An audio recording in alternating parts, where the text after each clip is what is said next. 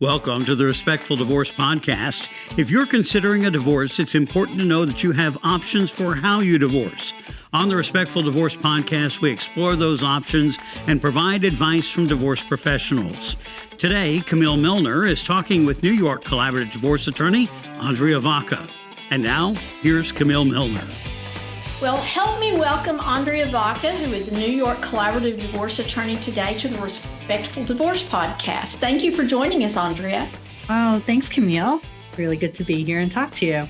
I'm very excited for our podcast today. Today, we're going to be talking about your practice, which is focused on collaborative divorce. And I'd like to begin by just asking you to tell us a little bit generally about yourself.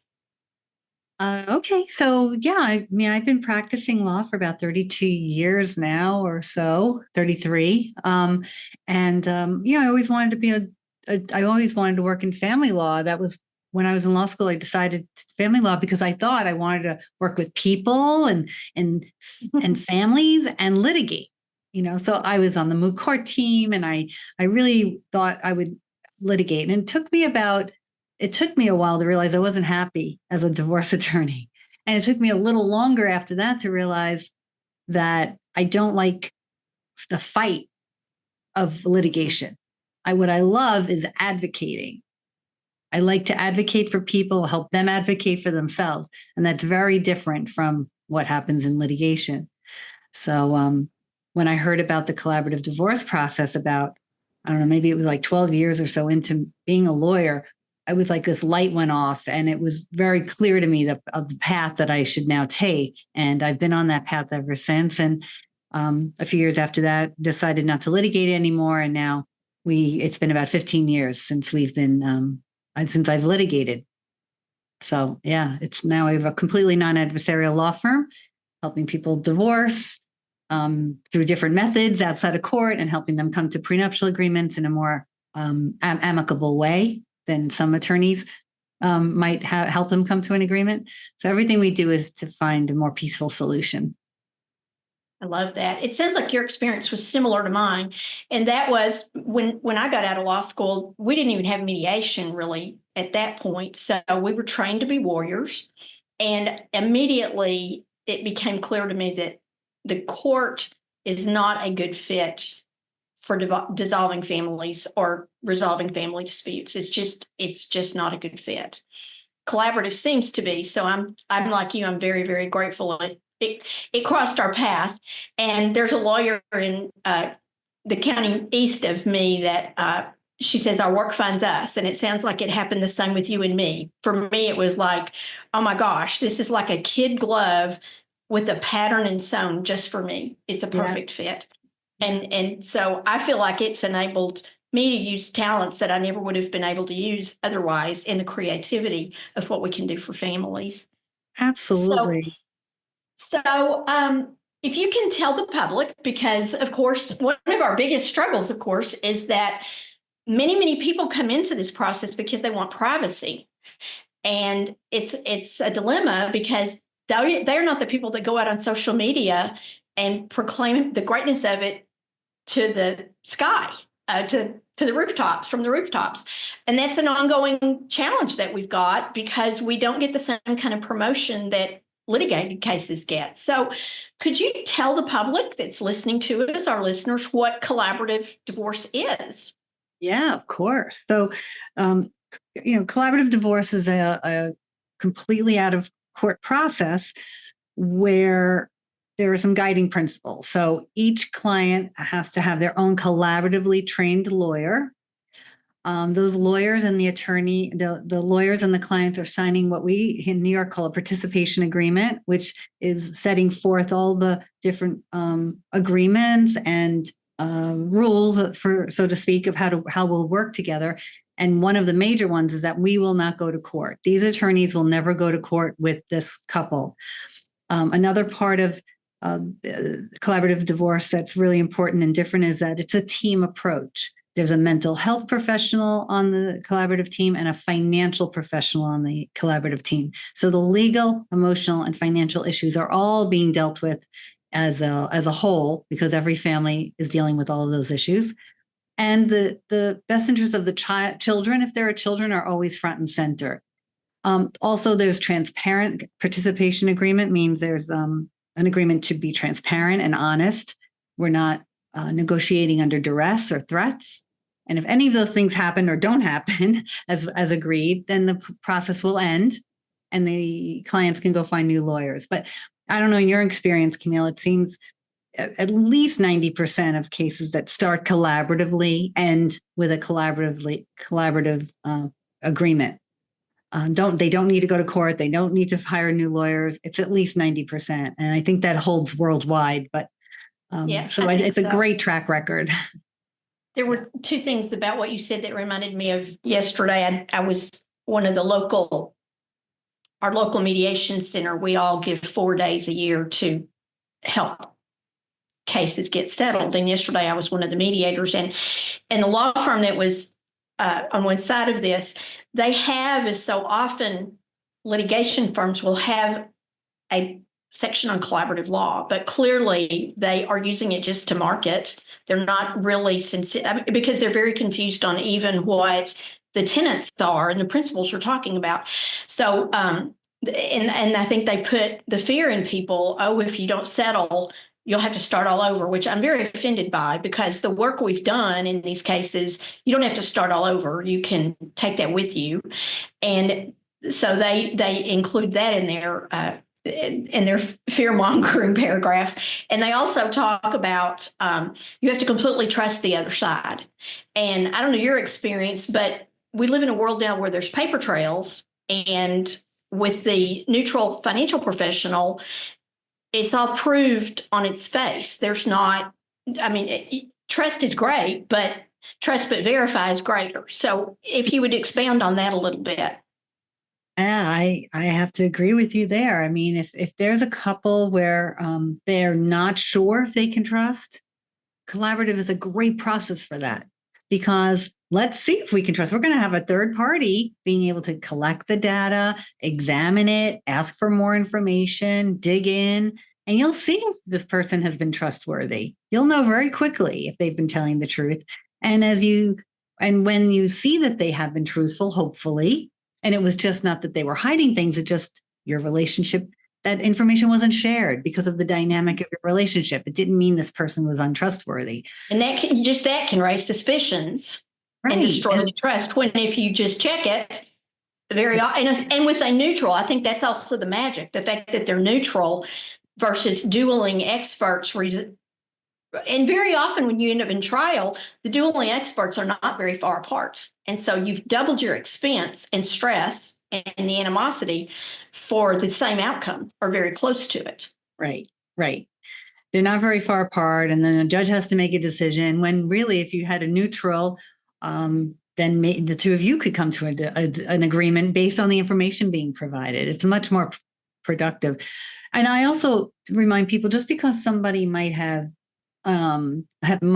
cheated on you, might have had an affair, it doesn't mean that they can't be trusted with your children or with money. It means that they had an affair. So let's put things in perspective. Like, is somebody truly not trustworthy, or did they do something that was not on the up and up and hid something from you? That, so there are different degrees of trust. And so I love in collaborative to start building agreements and showing that trust can be relied upon, that someone will do what they say they're going to do. And when you start building opportunities to create trust in the process, then you can build on that to get to the final agreement. It might mean exchanging children at a certain time, or agreeing that you will be the one to do something financially or around the children or some other way, now that you're an almost separated couple. So that's why I like collaborative too. It gives us time to sort of build the trust. And to that, and I appreciate that so much, because like you say, for example, on the financial piece or delivering the children on time, once you see a little bit of that trust building working, the entire process, it seems like it relaxes, and everyone begins to move into the process. And to that, if you would explain the actual logistics of the process, you have said there's a participation agreement. Each client has to have a lawyer to make sure their interests are taken care of and reviewed, neutral financial, a neutral mental health professional. So could you tell us about the logistics of the meetings themselves and if there is a certain magic and how that is choreographed? Well, the meetings, every couple is different, but preferably, ideally, I like to have the team put together. We know who all the team professionals will be before we have a first in-person meeting, and that in-person meeting will be the two attorneys, the clients, and then at least the mental health professional. We don't always need the financial professional at that first meeting, because the first meeting is very more administrative, more process setting. We're looking at the agreement. We're talking about next steps. We're getting clear on what's important to each person in an immediate sense. What documents need to be gathered, maybe, but that's really for the financial professional to deal with. We don't always need them in the first meeting. I don't know if you agree, if you have the same impression there where you work, but here in New York, that's generally how it goes. And then the clients can meet with the financial professional one-on-one. They don't need the attorneys in the room. That saves a lot of money. You don't need two lawyers looking at your budget or working on your initial budget. That's not a good use of our time, and it's very expensive. We'll have the clients then meet with the mental health professional who's going to talk to them about the parenting schedule, help them get coached on how to not get triggered, how to communicate effectively. Again, you don't need, your lawyer can give you some of this advice. Not always, it's not legal advice though. It's emotional communication advice. Child-related expertise might be needed. The mental health professional has all of those skills to help you. Again, saving money. So you're paying all these retainers. Yes, you're putting a team together, but your money is being used much more judiciously. No pun intended. There's no judiciousness and there's no judge here. But your money's being used in a better way because it's very focused from the professional you need in that moment of that part of your divorce process. So which speaks to the frustration that I have about the not well-oiled machine of court. You spend thousands and thousands and thousands, and you may go months without a hearing. And during that time, suspicions can get raised, triggers can get triggered. And very often it's worse when they get to court than when they started. That's the thing. I tell clients, when you come in to the collaborative process, you might be, I'm holding my hands like 4 inches apart. There's a gap between you. It's 4. Okay. We have to figure out how to get your hands touching, not and close that 4-inch gap. What I found in litigation and what I've seen is that you come in 4 inches apart and the attorneys, because they're ready to fight and zealously, represent you, they're building distrust. They're questioning the past. They're making you not believe that what the person is telling you can be relied upon. And then you're 12 inches apart. So now you go into the courtroom 8 or 12 inches apart, and the attorneys need to smush you back together. Now, somehow they have to close that huge gap that they just helped to build. And then they force you into an agreement because you're on the eve of trial in 2 years and you don't want the judge to have to agree. And now you're agreeing to things under duress and stress, and you're not happy with each other. You don't trust each other even more. So that's what happens in court. That's what happens in litigation. And in collaborative, we take that 4 inches and we slowly build it, close it by addressing the financial issues and concerns, looking at the future, not looking at the past. We don't have to look at the past. We have to look at where you are now and how to get you where you want to go. So that's the big difference between court and the legal, the attorneys in a collaborative process versus litigation. Beautifully described.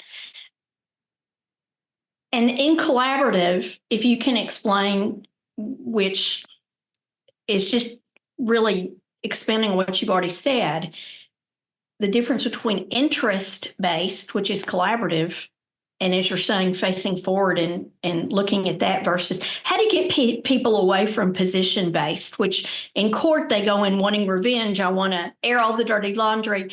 I think people have a feeling that will be cathartic, and it's the opposite. It is. No one really cares. You're not going to have your day in court. No one's going to really listen to all the terrible things this person ever did to you. It's not relevant. So the way we do it is we tell them right off the bat, we're going to be focusing on what's most important to you. And I'm going to have this conversation with you from the time I meet you, from the time our staff meets you. We want to know what's important to you.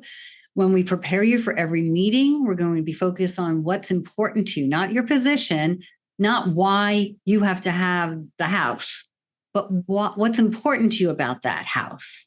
And so that we can find out what's important to you about your spouse. I also need to know what's important to them.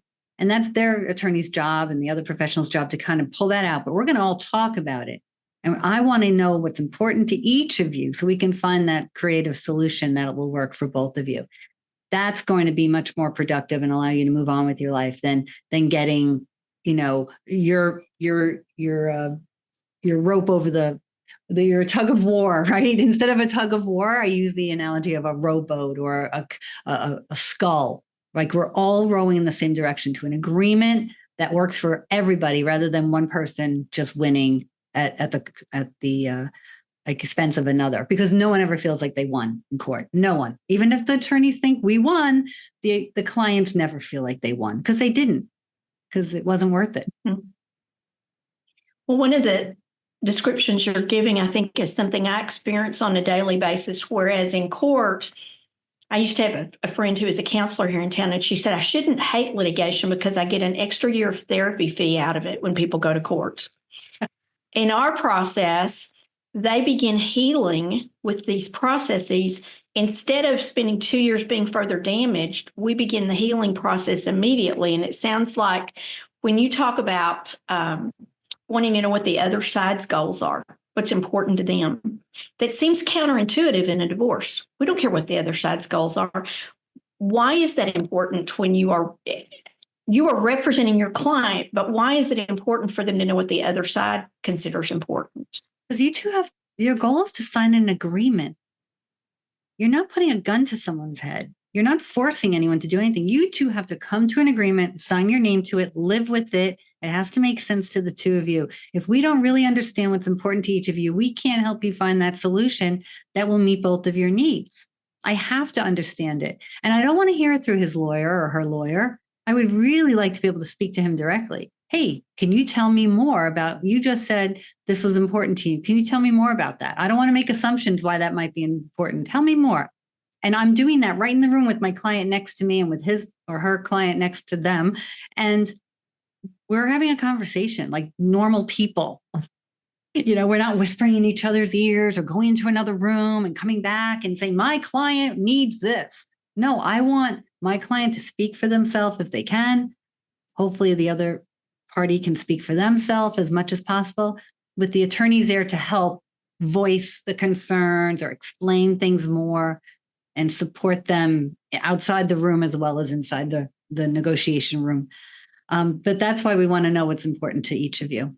That's the and only you way said it's more conversational as compared to in court, it would be cross-examination. Right. There's no cross-examination. If it starts to feel that way, you've gone off the tracks a little bit and you need to take a break. Isn't it true that you did this or that? No, because we're not talking about the past so much. If it came up, it's like, hey, you promised that you would bring the children home by this time. And now you're asking for more time, but you haven't been bringing them home during this process. It's not about what happened 3 years ago. But in the last month or two, this hasn't happened. That's relevant, right? Since we've made agreements, are you following them? But what you might have done, who did the laundry, or how many soccer games you went to before, when you were an intact family, it's not maybe that irrelevant right now. So how long are the meetings and how often do they take place? Most meetings are 2 hours long. They're scheduled for 2 hours. I don't like to go over 2 hours. It starts moving backwards, but if we don't need it, we don't go the full 2 hours. And we meet as often as necessary. It might be once a month. It might be every few weeks. It might be maybe we go 2 months without meeting because there's so much work being done in between. But they're working with the neutrals. They're working on the parenting plan. They're working on the financial data gathering and evaluation. So there's always things happening even if we're not meeting. And that's what I like And the about clients know that. the clients know it. They recognize. And one of the things that I don't know if you remember Norma Trush, but she's a lawyer in Houston. And one of the things that I was just very impressed with when we started doing collaborative is she said she has no accounts receivables. And the reason is the clients are present for almost all the work in the case. They are either present or see the results of it. Whereas in litigation, we may go months without the clients thinking there's any activity, and they're calling upset, feeling like we're not taking care of them. And so it seems like throughout the entire process, clients are more satisfied with our work and the neutrals work than in litigation. What clients do you think, are there just specific demographics that are good candidates for this, or every case is a good candidate for collaborative? How do you discern that with the clients when you meet with them? Yeah, I think picking your process is like Goldilocks and the Three Bears. So one process can be way too light and one can be way too heavy. So using that analogy, if a couple is really great at communication, very clear-cut finances, can comfortably be in a room with each other and advocate for themselves in that room, mediation is a great process, and collaborative will be too much, too hard. You don't need collaborative with that. But if you have a couple who has more complicated issues, whether they're communication issues, child-related issues, financial issues, or all of the above, that's when collaborative, I think, starts to make more sense. So I think collaborative is great for the cases that are not as clear-cut, that need that advocacy, that non-adversarial advocacy that a collaborative lawyer provides, and needs that team approach to make sure that it's an agreement that can be lived with long-term, given the complications. So, and then if you have a couple that, they don't keep their agreements, they're fighting all the time, you're always moving backwards, you can't stay on track with them. They may, if there's a active addiction or very serious personality disorder, those couples can't come to an agreement and they may need the court system. So, collaborative. But even those with the proper team can often get to the finish line with structures built in, and yes, time will tell, right? You're not saying that if they have any of those, they're absolutely not qualified. It just depends on the people. Right. I'm not saying you're automatically unqualified, but if you come into collaborative with the best of intentions, and then usually it's just one party is not able to won't do what they say they're going to do, you can't pretend this is going to work. So then we say, this isn't the process for you. So. Right. Yeah. So you don't tell everybody you need collaborative. Sometimes you think that's more process than you need. Absolutely. Yep. And so this is custom fit to every couple or family. It is. You sound like you adapt the process and you adapt the techniques of the process to make it a good fit for anyone that would be interested in coming to the table with goodwill and good faith and trying to work on this to a resolution without the adversarial fighting. Right. And sometimes there's a mediation case that we bring the team approach in a bit. We'll bring in a financial neutral to the mediation, but they don't need their lawyers in the room. So I think knowing the collaborative process has helped me be a better lawyer or a mediator to make that a little more robust when needed, and help me lead my negotiated cases with two attorneys, bringing in the neutrals to that too, so that they don't go off the rails and get too adversarial. So I can use this team approach in different ways, but the collaborative process is the most formal way of doing it. And that's why I love it. So you probably get this question all the time, and I do too. So if you wouldn't mind explaining, you've touched on mediation. How would you describe the mediation process different than a collaborative process? We talked a little bit about litigation versus collaborative. Very often people think mediation is exactly collaborative, or they use the terms interchangeably. Mediation is different from collaborative and different from other processes, because usually in New York anyway, I know it's different in Texas and, other states it might be different, but in New York, family mediation is mediator is in the room and the two clients. That's it. There's no attorneys in the room generally. Mhm. So I always want them to have consulting attorneys. I want them to be consulting and getting legal advice from their own attorneys, but they're outside the room generally. So right off the bat, it's a very, there's only that neutral in the room helping you have this conversation and come to agreements. It's very self-directed. The clients are not being pushed. They have to be showing up voluntarily. And it's their process, so and then collaborative is much more formal with the two attorneys, the signed agreement, the special training everybody has to have in order to call themselves a collaborative professional. And we have this agreement we're signing and we move through this process much more step by step. More collaborative cases are very similar to each other in that way. So that's the biggest difference. What do you say? How would you answer that? Anything else? Well, of course, with Texas and our very archaic mediation, we're still caucus. And I would say 90+% of the time, clients come to mediation with a lawyer and their caucus. And so I find it very unsatisfying because you may conclude the case, but that doesn't mean you resolve the long-term relationship. It isn't resolved always. It's in Texas, it's still in some ways very much like litigation it may not be a durable settlement. It may be, but it may not be a durable settlement because you haven't tended to these other areas that make a durable settlement that you have described. I admire how you all and in California do it and in most other states, because it seems like it enables the clients to come to their better angels. You all help them do that. And ours is still very zealous advocacy and very adversarial in mediation. And yours is more interest-based. Yes, completely interest-based. They're very different. So I don't know if I would mediate if I It's frustrating personally. Yeah. It's very and I'm on the board for the Mediation Center here, and I appreciate that opportunity, but it is very frustrating because I do feel like having been exposed to collaborative and all the satisfaction that it gives you to see clients leave as friends, and knowing that in mediation, they still often have to leave the mediation center separately because the relationship is still not in a good place. I find that very frustrating, but that's just because I'm spoiled to all the attributes of collaborative. So if we can, let's talk about what is coming up in the next few weeks, which is Divorce with Respect Week. Yeah. And tell us what that means to you.